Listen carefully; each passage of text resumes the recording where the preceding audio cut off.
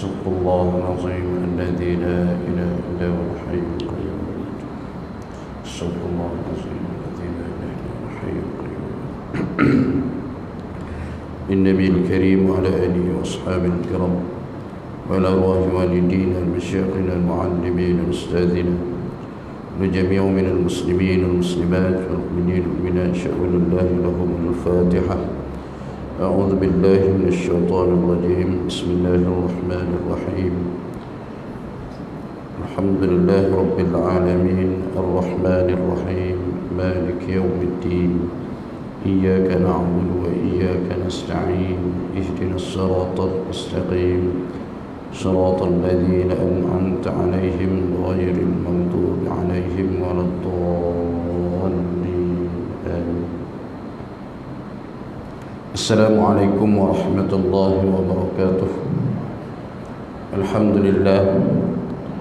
الحمد لله الذي أنعم علينا بنعمة الإيمان والإسلام ورزقنا من الحلال والطيبات.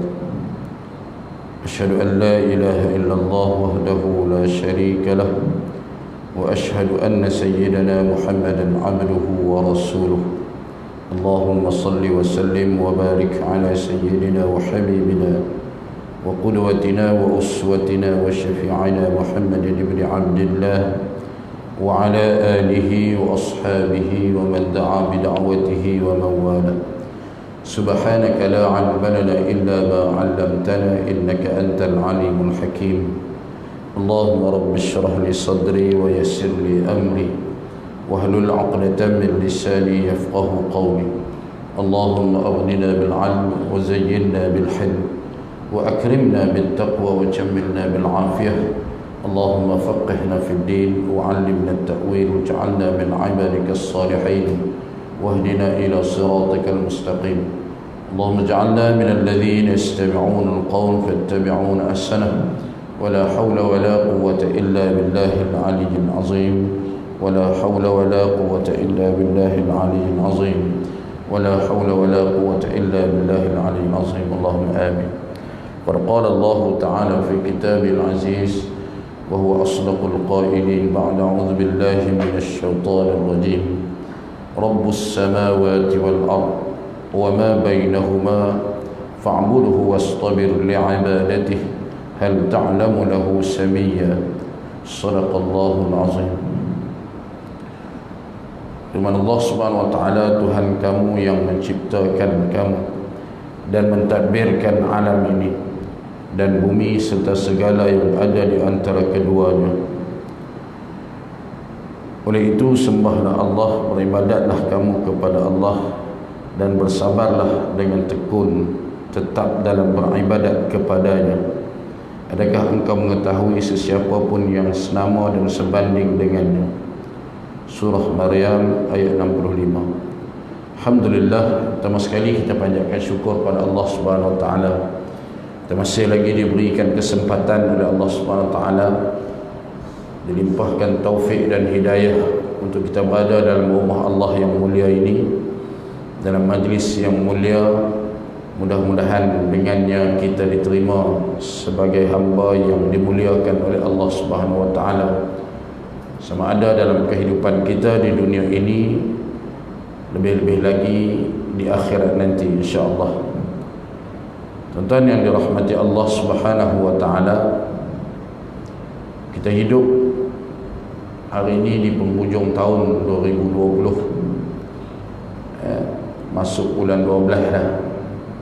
Tahun ini tahun yang paling mencabar bagi kita dalam sejarah kehidupan manusia di dunia sekadar yang tercatat.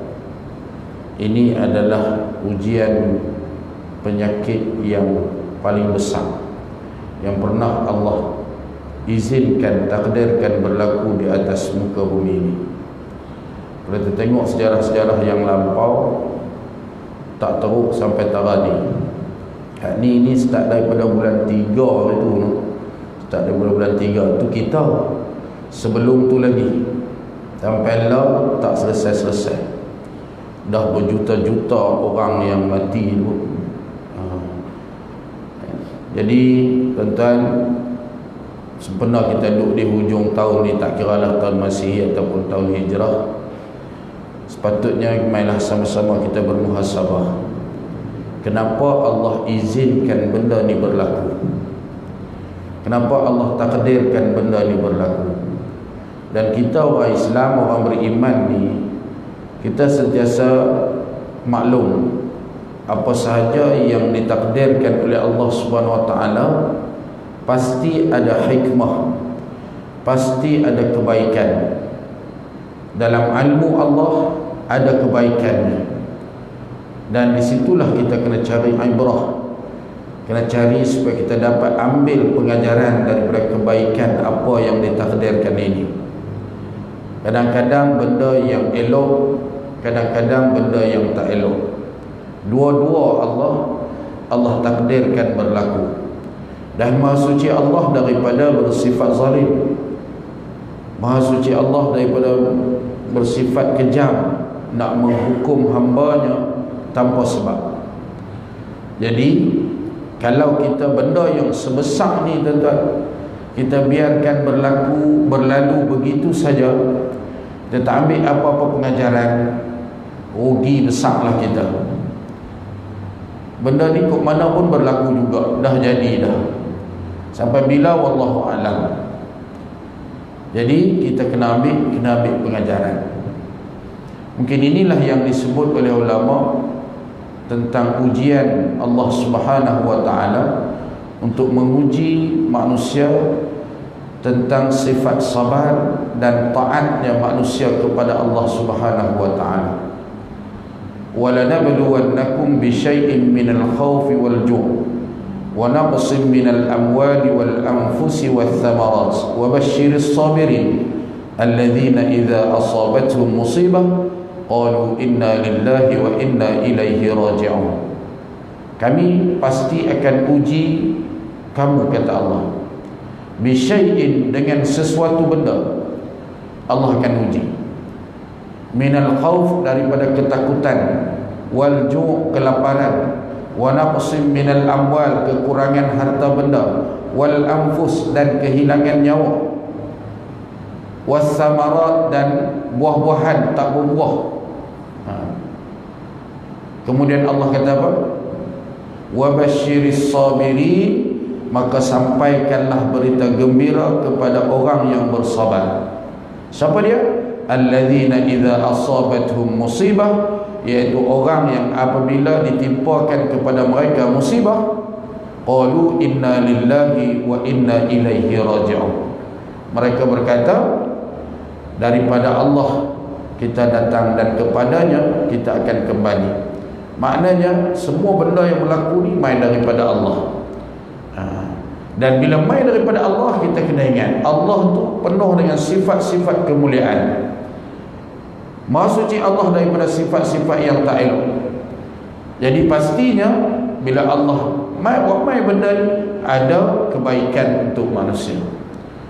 Jadi sifat sabar itulah yang nak diuji oleh Allah Subhanahu Wa Taala. Sabar ni kata ulama ada 3 bahagian. Bila dia main ni, bukan dia uji tentang sabar sebab ujian musibah tu saja. Dia nak uji kesabaran manusia ni. Sebab tu Nabi sebut sabarnya, iman ini ada 2 bahagian. Satu bahagian daripadanya adalah sabar, satu bahagian daripadanya adalah syukur. Sabar satu bahagian, syukur satu bahagian. Dua-dua ni adalah ujian daripada Allah. Jadi sabar ni ada 3. Yang pertama, sabar dalam melakukan ketaatan kepada Allah. Tuan-tuan, dalam musim SOP ni, nak melakukan taat kepada Allah ni bukan senang. Kena ada kesabaran. Tuan-tuan perasan tak? Saya perasan banyak masjid juga saya lalui, banyak masjid, banyak surau sebelum pandemik ini dan selepas semasa pandemik ini, saya rasa sama je semua. Kalau dulu 3 saf sebelum pandemik, lani dengan SOP masih 3 saf. Tuan-tuan perasan tak? Maknanya kalau dulu lagi ramai, Lah ni 3 saf juga, tapi 3 saf dengan penjarakan fizikal ni 1/3, kurang 1/3. Mana-mana tempat, termasuk masjid saya, mana-mana tempat sama. Sepatutnya orang hak dulu duk main 3 saf tu pergi mana? Kalau 1 saf kata 20 orang, 3 saf 60 orang, lah ni 1/3, dia tinggal 20 orang. Hak 40 lagi pergi mana? Wallahu'alam. Allah uji kita sabar tak dalam nak menunaikan ketaatan kepada Allah. Tu yang disebut tadi, ayat yang dibacakan tadi.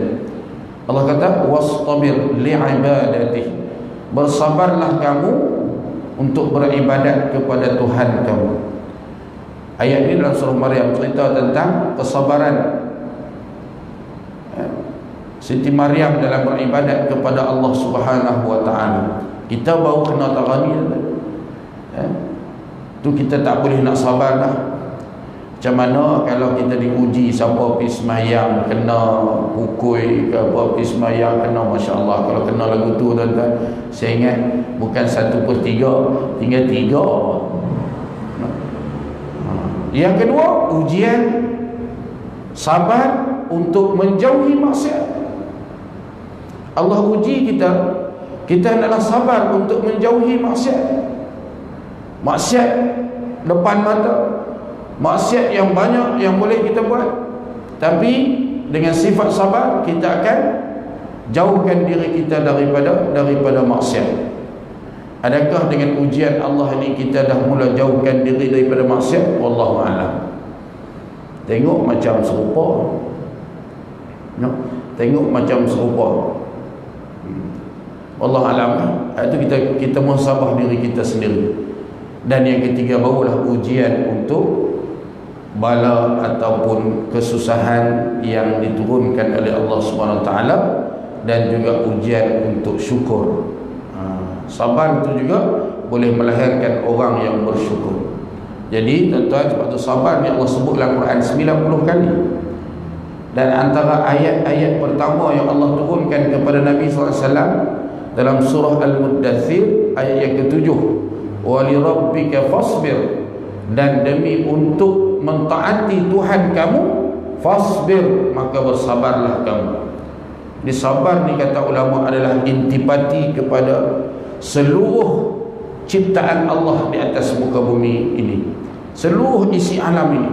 Allah cipta matahari, Allah campakkan fitrah sabar. Bayang matahari tak sabar dan tak habis kita. Kalau matahari tak sabar. Bumi Allah ciptakan dan Allah campakkan fitrah sabar. Binatang Allah cipta, Allah campakkan fitrah sabar. Tuan bayang kalau lembu, kerbau tak sabar, kita duk heret dia agak-agak jadi guna. Allah campakkan. Sebab tu sabar ini Allah campakkan semua dalam seluruh ciptaan Allah Subhanahu Wa Taala di muka bumi ini. Dan untuk manusia dijadikan itu sebagai ujian. Orang yang bersabar, sebab tu Allah sebut innallaha ma'as sabirin, Allah bersama dengan orang yang bersabar. Jadi tuan-tuan, bukan saja sabar menanggung kesusahan, tapi kita kena tengok balik sabar ni bila Allah uji, patutnya kita makin rapat dengan Allah Subhanahu Wa Taala, makin berusaha untuk beribadat kepada Allah Subhanahu Wa Taala, makin jauh kita dengan maksiat, tak merungut kita dengan ujian-ujian Allah Subhanahu Wa Taala. Ambil pengajaran yang terbaik. Mudah-mudahan kita di penghujung tahun ini kita dapat bermuhasabah tuan-tuan. Kerana benda ni nak tak nak Allah dah izinkan berlaku. Khususnya tuan-tuan, dalam kitab Mustikah Hadis ini kita bicarakan masih hadis yang panjang, hadis Jibril alaihissalam, yang merupakan asas kepada akidah Islam, asas kepada seseorang Muslim berakidah dan beribadah dengan cara yang dikehendaki, yang diredai oleh Allah Subhanahu Wa Taala. Yang seterusnya, adanya alam akhirat. Itu kita berhenti dekat adanya Rasul. Suatu undang-undang atau perlembagaan tidak akan ada nilainya kalaulah tidak dihormati dan dipatuhi. Allah yang ciptakan manusia ni ada undang-undang, ada perlembagaan, yakni Al-Quran. Inilah jawapan kita di akhirat besok.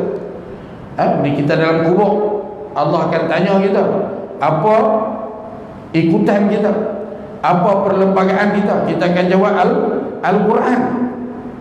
Kita akan jawab Al-Quran. Tapi adakah kita ikut? Takut-takut nanti, sebab dalam kubur, di akhirat, alam akhirat, jawapan bukan berdasarkan ilmu yang kita pelajari, tapi berdasarkan amal.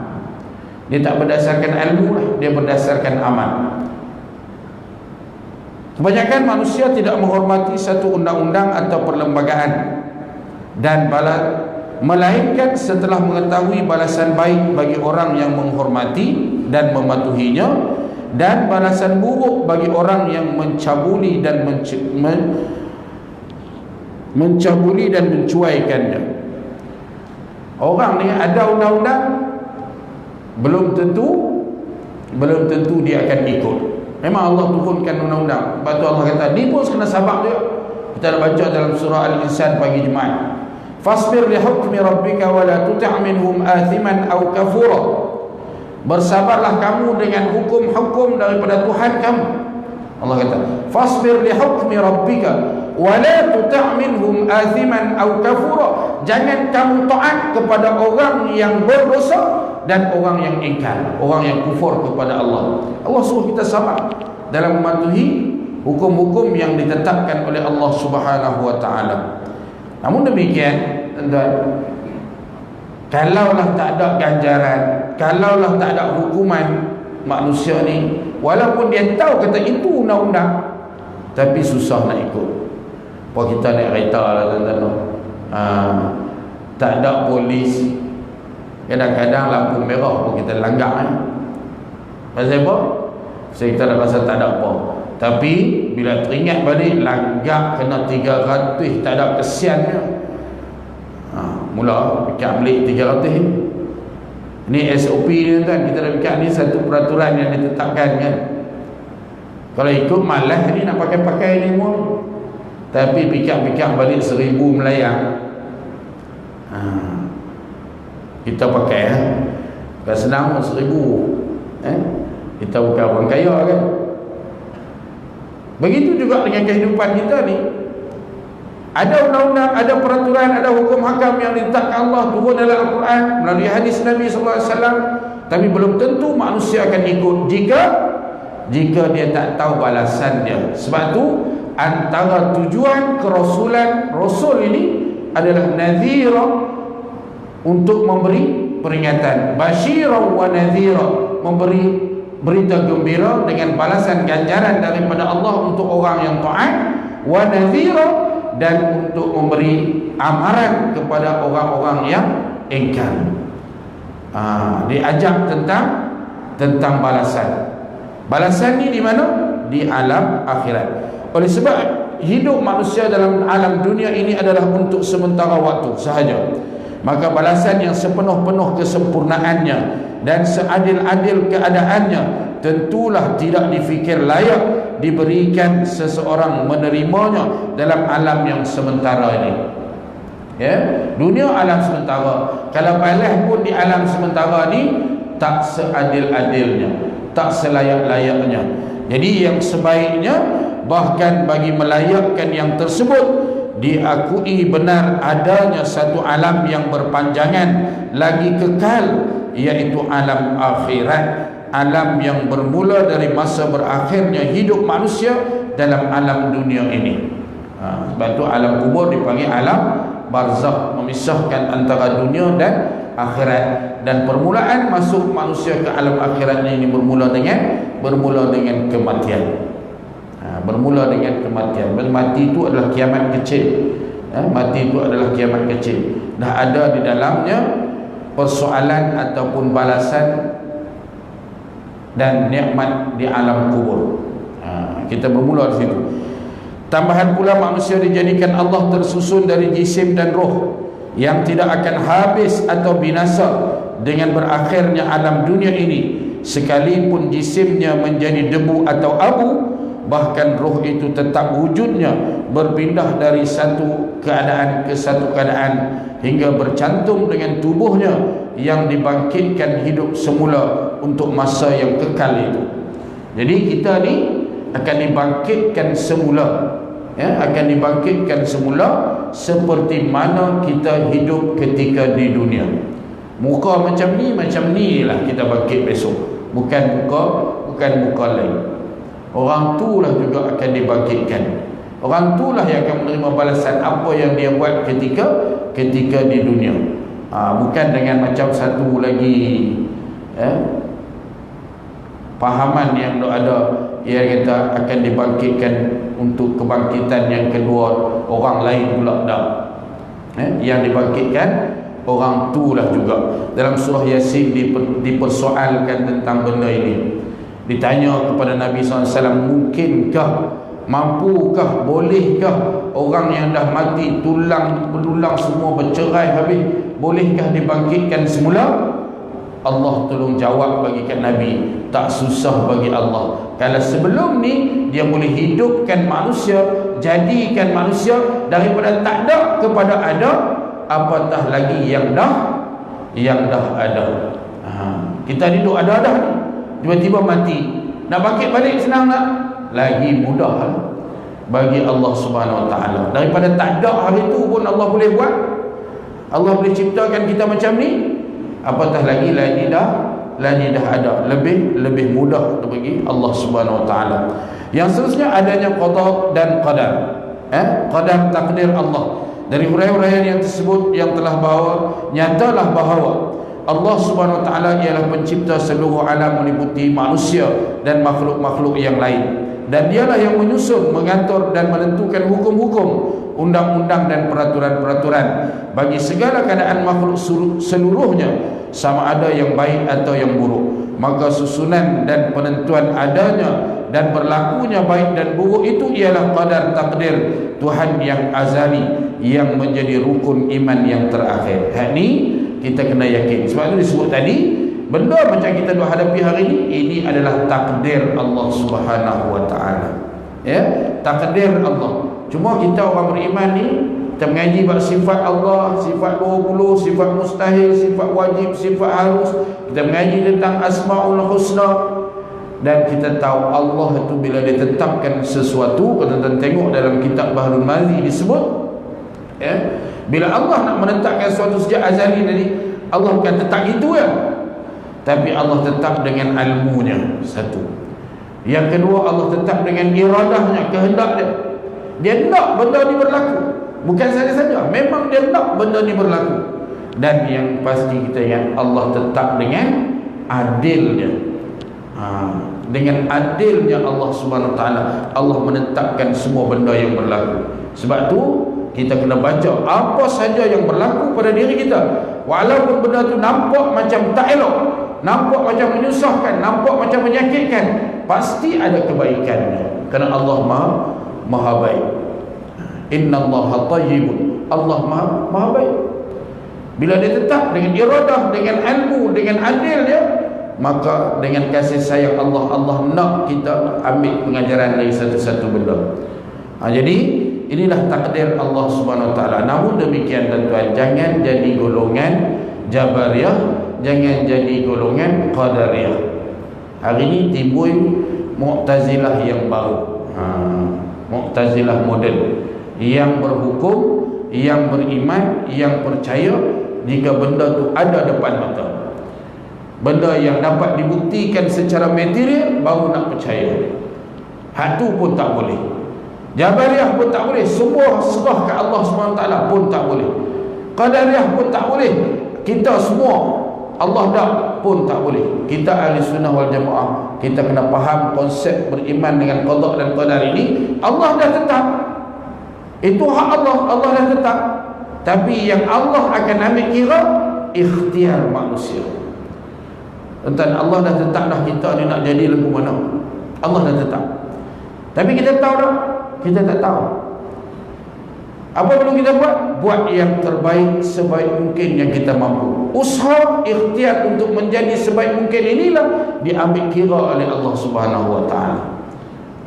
Usaha tu dia ambil kira.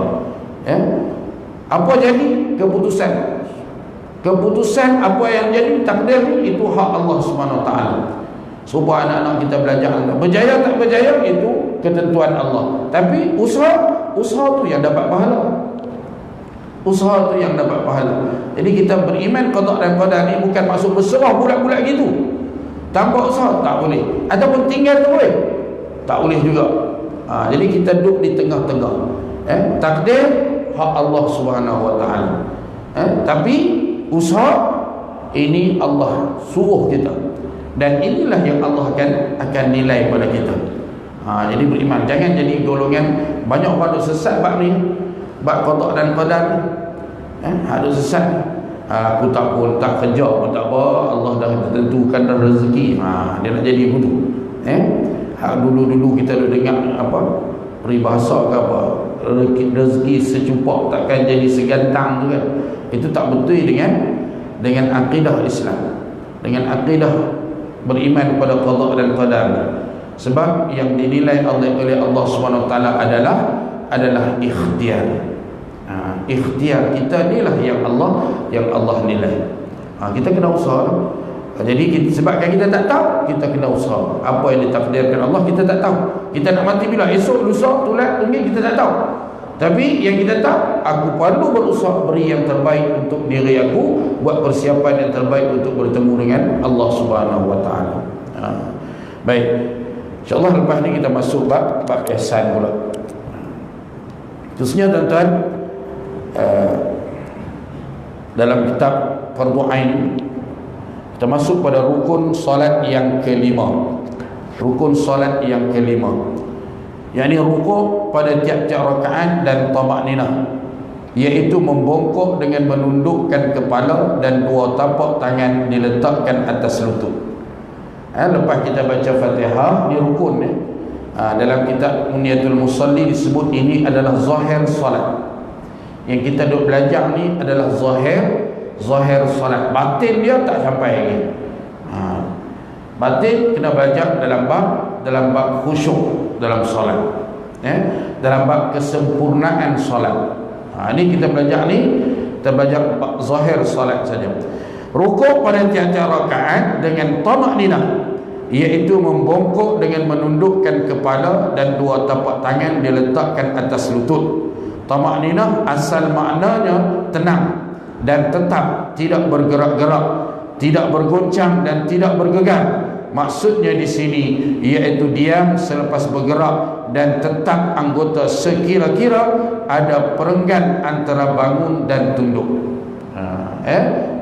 Mudah cerita dia, berhenti sekejap daripada bergerak. Itu tamakninah. Kadar lama dia subhana rabbiyal azimi wa bihamdi, sekurang-kurangnya sekali, sebaiknya 3 kali, lebih lagi bagus. Ni bukan rukun pendek. Rukuk ni termasuk dalam rukun yang panjang. Rukuk termasuk dalam rukun yang panjang. Boleh baca banyak, baca macam-macam tasbih. Subuhun quddusur rabbuna wa rabbul malaikati war ruh. Ni antara bacaan-bacaan dalam rukuk. Jadi tuan-tuan, maksud di sini yang penting ada tamakninah. Tamakninah ni disebut sebagai sifat bagi rukuk yang merupakan syarat sah rukuk. Syarat sah ni, tamakninah ni dia ada di beberapa tempat. Ada di rukuk, ada di i'tidal, ada di sujud, duduk antara dua sujud. Dia ada di sini dan dia adalah sifat bagi kesempurnaan semua benda ni. Tanpa dia tak sah salat. Tanpa dia tak sah salat. Kalut macam mana pun kita kena ingat tentang tu yang disebut tadi. Ulama bahagi debat sabar ni. Sabar dalam mentaati perintah Allah ni dia ada 3 pula. Sabar sebelum, sabar semasa dan sabar selepas. Sebelum sembahyang kena sabar. Tanpa sabar mungkin kita tak boleh sembahyang dengan sempurna tuan-tuan.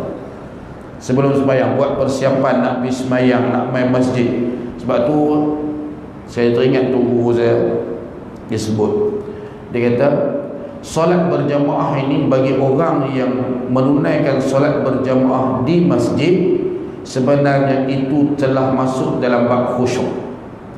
Maknanya orang habis sembahyang di masjid ni, perbuatan usaha dia untuk pergi sembahyang tu sendiri dah termasuk dalam khusyuk dalam solat. Lepas tu disebut dalam bila kita nak azan, bila nak azan kita kata apa? Hayya 'alal falah. Hayya 'alal falah, mari menuju kepada kejayaan. Dalam Al-Quran Allah kata qad aflahal mu'minun alladzina hum fi salatihim khashi'un. Sungguhnya berjaya orang beriman. Siapa dia? Yang pertama Allah kata orang yang khusyuk dalam sembahyang. Bertepatan dengan seruan azan hayya 'alal falah. Maknanya sembahyang jemaah itu sendiri termasuk dalam khusyuk dan yang layak untuk mendapat kejayaan. Kan senang tuan-tuan nak main sembahyang jemaah pun kan. Lebih-lebih lagi yang Tok Bilal main azan, yang buat persiapan daripada awal. Kita nak main sembahyang jemaah ni bukan macam kita sembahyang di rumah. Dia kena bersiap awal dengan pakaian dia, wuduk dia, main, ambil berusaha untuk itu. Dia mana dia dah ada sabar. Kemudian yang kedua, sabar ketika menunaikan, semasa menunaikan ibadah. Tengah sembahyang kena sabar juga. Antara dia tamakninah ni. Kalau kita tak sabar, dia kira nak pecut awal, kena penderah kena sabar. Buat yang sesempurna yang mungkin, yang kita tahu. Hak tak tahu tu cerita lain lah. Hak kita tahu. Kita tahu subhana rabbiyal azim wa bihamdihi 3 kali. Kita tahu, semua orang tahu. Sebab ni dah jadi macam kurikulum kelas kafah. Anak-anak kita kecil pun tahu kan. Tapi adakah kita baca? Orang yang sabar saja boleh baca. Orang yang sabar boleh baca. Sempurna rokok kita dah tak bergerak. Subhana rabbiyal azim wa bihamdi. Subhana rabbiyal azim wa bihamdi. Setengah kata subhana rabbiyal azim saja. Tak apalah, ambil hak mana pun. Saya tak mau nak bergaduh bab tu. Ada orang tu bergaduh bab tak ada wa bihamdi ni. Tak apalah. Janji sabar dan baca. Baca tasbih di ketika kita rokok, sujud, i'tidal, semua ni. Semua kita baca. Ini orang yang sabar. Kalau tak sabar tak boleh. Tak boleh tuan, kita tak sabar ni kita laju sebenarnya. Lepas tu kita sabar. Baik. Sebab tu disebut tadi sekira-kira ada perenggan antara bangun dan tunduk. Tamakninah ini syarat bagi sah rokok, i'tidal, sujud dan duduk antara dua sujud. Sekiranya tidak ada tamakninah, tidaklah ada perkara itu, bererti sembahyangnya tidak sah. Dia bukan rukun, tapi dia syarat kepada rukun. Sebab rukun sembahyang ada 13, tapi ada syarat sah sembahyang. Dia mesti berwuduk. Wuduk tu bukan rukun sembahyang, tapi dia syarat sah. Menghadap kiblat, itu semua syarat sah. Tutup aurat, syarat sah. Tiba-tiba syarat ni tak dipenuhi, sembahyang kita sah tak? Tak sah. Rugi ya? Rugi ya. Rugi kita kalau kita tak sah. Jadi sebab tu kita kena sabar. Ketika hendak membongkok itu, hendaklah qasad rokok. Ya, maksud dia apa? Setiap apa yang kita nak buat dalam sembahyang ini, jangan qasad benda lain. Contoh, kita tengah duduk berdiri elok, tiba-tiba nyamuk tik kat ujung kaki, kan? Kita tunduk nak garu, tengok-tengok, lepas tu imam pun rokok, kita pun pakai hak tu. Tak jadi. Dia tak jadi. Hak tunduk hak mula tadi pasal nak garu kaki, ataupun apa-apa nak ambil barang jatuh, barang berharga jatuh, takut orang curi kan, dia nak ambil, dia tunduk-tunduk, imam pun Allahu Akbar, untuk imam rokok, aku pun rokok kali. Tak jadi. Itu tak jadi. Sebab qasad dia masa turun tu tujuan lain, dia mesti dengan tujuan untuk rokok. Sekiranya seorang bongkok kerana hendak sujud tilawah, tiba-tiba sampai had rokok, terus dijadikan rokok, nescaya tidak memadai. Bahkan wajib ia bangun semula kemudian baru rokok. Contoh macam orang sembahyang, dia jumpa ayat sajadah, dia turun nak niat sujud, tapi tiba-tiba rasa malas ataupun tak jadi nak sujud, dia sampai dah rokok, dia terus rokok, tak jadi. Sebab qasad mula turun tadi adalah dengan tujuan untuk sujud. Begitu jugalah semua pergerakan kita mesti ada qasad dia dengan tujuan yang jelas. Yang seterusnya yang keenam, i'tidal dengan tamakninah padanya, iaitu bangun kembali kepada qiyam sebelum rukuk dengan qasad i'tidal, jangan qasad lain, umpama angkat kepala duduk daripada rukuk dengan sebab terkejut atau sebagainya, ketika itu tidak memadai buat i'tidal, malahan hendaklah ia bongkok semula kemudian bangun untuk i'tidal, sama macam tadi dulu. Mesti dengan qasad. I'tidal ini satu daripada rukun yang pendek. Dalam sembahyang ada rukun panjang, ada rukun yang pendek. Dua rukun yang pendek kat mana? I'tidal dan duduk antara dua sujud. Nanti rukun yang pendek. Rukun yang pendek tak boleh sengaja dipanjang-panjangkan. Kalau sengaja dipanjang-panjangkan boleh menyebabkan terbatal sembahyang. Jadi sekadar baca Rabbana lakal hamd hamdan katsiran tayyiban mubarakan fi, ataupun Rabbana lakal hamd mil'as samawati wa mil'al ard wa mil'a ma syi'ta min syai'in ba'du hamdan katsiran tayyiban mubarakan fi. Itu panjanglah tu. Kecuali sembahyang subuh rakaat yang kedua, i'tidal dia ada doa kunut, ataupun sembahyang fardu yang lain yang kita pada ketika itu sedang melaksanakan kunut nazilah, itu saja yang dibenarkan. Saja-saja tak boleh, terutamanya orang jadi imam, nak tunggu makmum tak boleh. Tani tak boleh tunggu makmum, dia sebab dia adalah rukun yang pendek. Sekadar sempat membaca doanya yang tertentu sahaja, kecuali rakaat yang akhir sembahyang subuh untuk kunut diluluskan panjang masanya secukup kunut itu. Di mana yang disebutkan tadi. Yang seterusnya yang ketujuh, sujud dua kali pada tiap-tiap rakaat dengan tamakninah, iaitu bersenongging meletakkan dahi atas tempat sembahyang atau atas kain yang dipakainya seperti ekor serban yang panjang yang tidak bergerak apabila ia bergerak. Sujud maksud dia kita turun sujud di atas lantai, sujud di tempat atas tempat sembahyang, atas sajadah, tempat sujud dia bagi. Boleh tak kita sujud atas pakaian? Ni yang selalu terus sebutlah, tak boleh sujud atas pakaian. Contoh dia bagi tadi ekor serban, dia sujud atas ekor serban, dia kata dengan syarat tidak bergerak apabila ia bergerak. Maksud dia apa? Dia tak naik balik bila kita naik. Jadi kalau ekor serban ni dia naik balik dia naik balik, dia akan bergerak bila kita bergerak. Jadi hak tu tak sah. Maksudnya bila kita kena macam tu, sujud atas pakaian, kalau contoh kita pakai kepiah besar kan, sujud dia jatuh turun kat dahi, kita pun sujud atas kepiah tu, naik lagi dia naik ikut kita, itu dipanggil sujud atas pakaian. Sujud atas pakaian tak sah, dia mesti sujud atas sejadah. Jadi apa perlu buat? Kalau jadi macam tu, buang kepiah tu, jangan jadikan dia pakaian.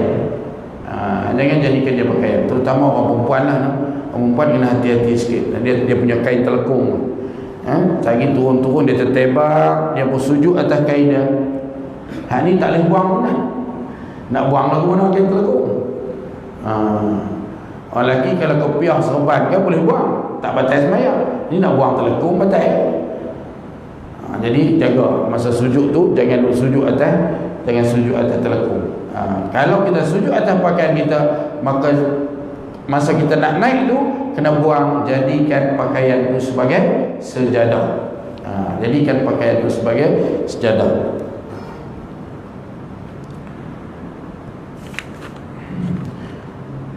Sekurang-kurangnya sebahagian daripada dahi hendaklah kena pada tempat sujud itu dengan keadaan terbuka. Jangan berlapik dengan sesuatu. Jika ada lapik, nescaya tidak sah sujud, kecuali kerana ada balut luka yang sangat susah dan sukar hendak membukanya. Ketika itu baru diluluskan dengan tiada payah dibuka dan sah sujudnya, dengan tiada wajib qada sembahyangnya, melainkan jika ada najis di bawah balut itu, najis yang tiada dimaafkan, ketika itu wajib qada. Bukan kita tak payah sembahyang.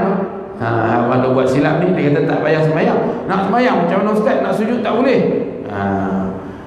Tu tak betul. Kena sembahyang. Kena sembahyang. Walaupun balutan tu tak boleh buka, tetap kena sembahyang. Kalau di bawah balutan tu ada najis, nanti qada. Kalau tak ada najis, tak payah qada dah. Bukan kata tak kena sembahyang. Ni yang payah. Tak kena sembahyang, dah lah sakit, tak sembahyang pula. Tak kena kata mati pi. Rugi. Meninggalkan sembahyang ni termasuk dalam dosa besar. Adapun tapak tangan dan tapak kaki tidak wajib dibuka, hanya sunat saja. Maksud buka ni apa? Bukan suruh macam ni. Maksud buka ni buka jari. Tak wajib, sunat kita buka jari masa kita sujud. Tapi tapak tangan dengan perut jari kaki itu wajib kena. Yang sunat ni buka jari dia tu.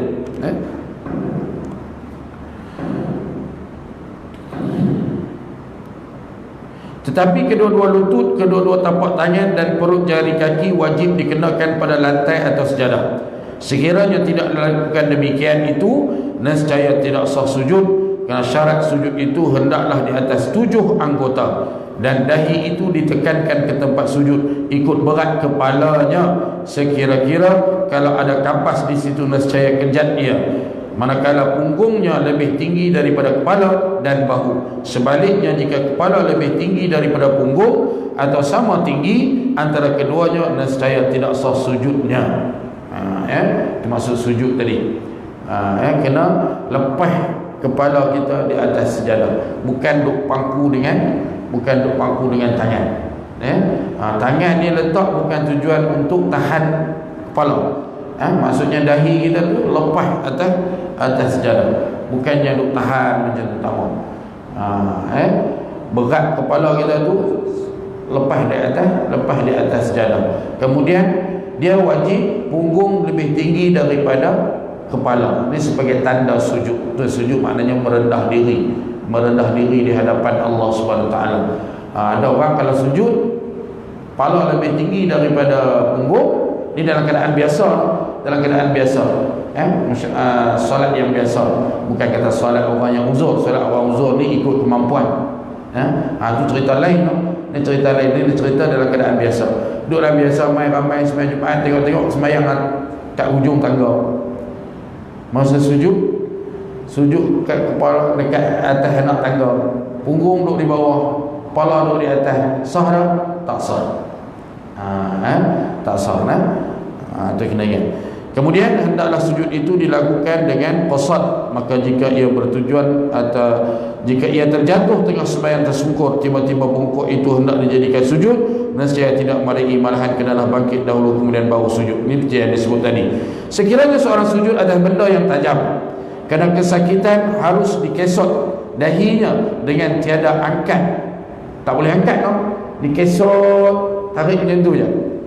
Tetapi jika diangkat dan dialih sebelum ada tama'ninah, tidak mengapa. Dan jika sudah ada tama'ninah, nescaya tidak sah, kerana bertambah sujud jadi 3 kali. Sujud kena 2 kali je. Kalau dia dah sujud dah, kemudian rasa sakit, dia pergi angkat pula, pergi buh tempat lain, dijadikan jadi nanti sujud tu 3 kali. Tidak sah. Sebelum ada tama'ninah tak apa. Jadi cara dia kesok. Ini berlaku bila, contoh macam keadaan biasa kita dulu sembahyang Jumaat atas tanah, kan? Sujud kena atas batu, dah lah panas, kena pula atas batu, sakit. Nak buat lagu nak boleh tak angkat bibuh tempat lain? Dia tak boleh, dia kena kesot macam tu saja. Dia tak boleh. Dia besar lah. Okey, insyaAllah nanti kita akan sambung lagi lah tuan-tuan. Nak bagi perhabis tentang rukun ni baru zahir tentang sembahyang. InsyaAllah saya yakin tuan-tuan semua sedia maklum tentang benda ni. Jadi kita laju-laju sikit apalah. Cuma yang selalu berlaku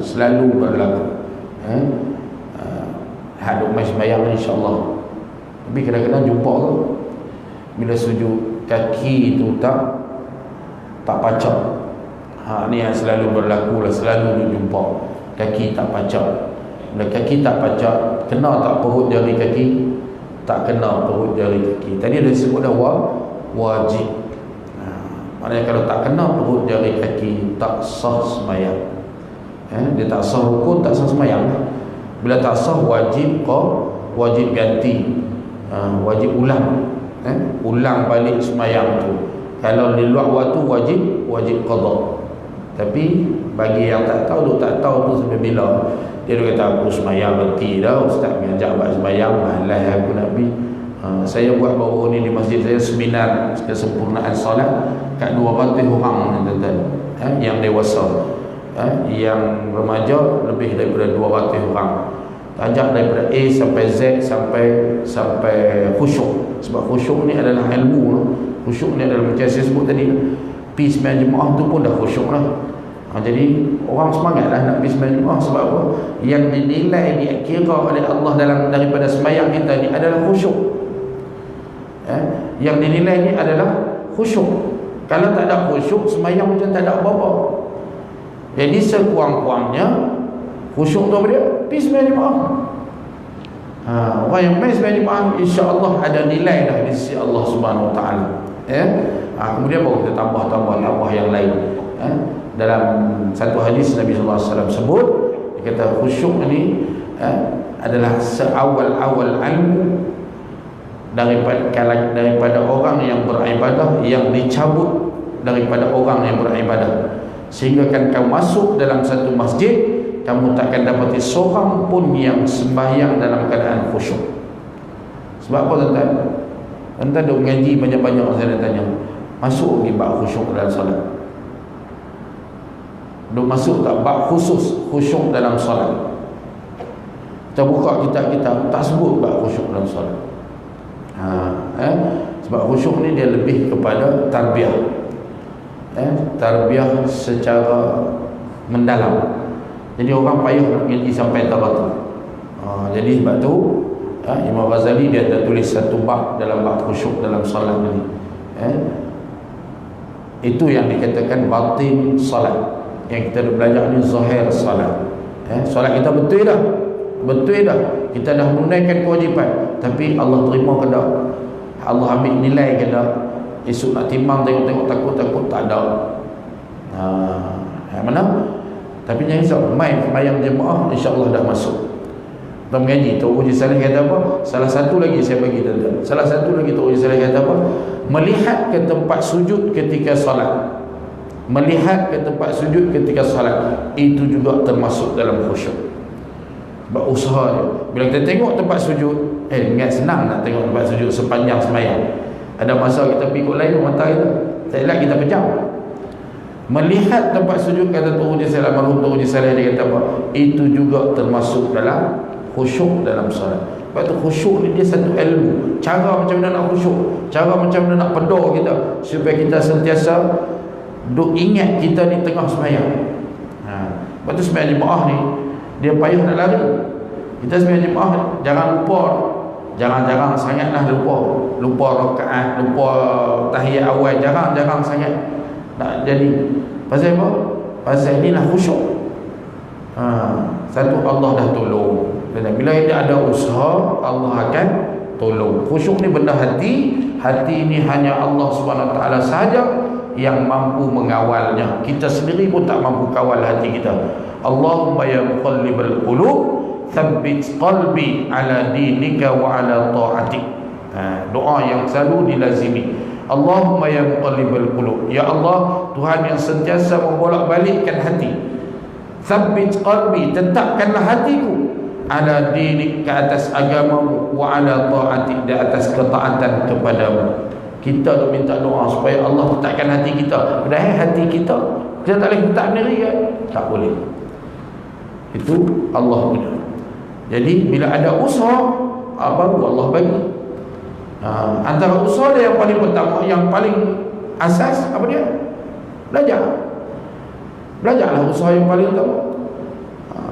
Jadi bila kita belajar, kita tahu main sembahyang Jumaat dah masuk khusyuk. Nanti kita pun dengar awazan main, kurang-kurang dapat dah. Tengok tempat sujud tu khusyuk, dapat dah. Hak ni hak Allah nak ambil kira nilai-nilai solat kita hak ni. Kalau tak ada, takut sembahyang kita ni sembahyang saja. Tu ini kita macam puasa saja, dapat lapar dan dahaga. Sembahyang dapat letih saja, tapi nilai di sisi Allah tak ada. Pasal apa? Tak ada khusyuk. Hak ni kita kena usaha, dan insya-Allah. Jadi kita berhenti setakat tu. InsyaAllah kita akan sambung dengan rukun yang seterusnya nanti. Dalam masa yang sama, saya selit-selitkanlah sikit-sikit bab-bab khusyuk ni. Sebab nak sampai dalam kitab memang tak ada, dan kitab ni sendiri pun memang tak ada dalam bab tu. Tapi insyaAllah saya akan selit-selitkan sikit lah. Allah alam, mohon maaf. Marilah sama-sama kita tangguh dengan kafaratul majlis dan suratul Asr. Subhanakallah wa bihamdika, asyhadu an la ilaha illa anta, astaghfiruka wa atubu ilaik. Bismillahirrahmanirrahim. Wal 'asri innal insana lafi khusr illa alladhina amanu wa 'amilus solihat wa tawassaw bil haqq wa tawassaw bis sabr. A'udzu billahi samil 'alim minasy syaithanir rajim. Bismillahirrahmanirrahim. Alhamdulillah rabbil alamin, wassalatu wassalamu ala asyrafil anbiya wal mursalin sayyidina Muhammad wa ala alihi washabbihi ajma'in. Allahumma nawwir qulubana bi nuri hidayatik kama nawwartal arda bi nuri syamsika abadan abada ya arhamar rahimin. Allahumma ya muqallibal qulub thabbit qulubana ala dinika wa ala ta'atika wa ala sabilik. Allahumma a'inna ala dhikrika wa syukrika wa husni ibadatik. Allahumma ij'al jam'ana hadha jam'an marhuma wa tafarruqana min ba'dihi tafarruqan ma'suma. Wa sallallahu ala sayyidina Muhammad wa ala alihi washabbihi ajma'in. Walhamdulillahi rabbil alamin. أقول قولي هذا، أستغفر الله العظيم لي ولكم. السلام عليكم ورحمة الله وبركاته، والله تعالى أعلى وأعلم.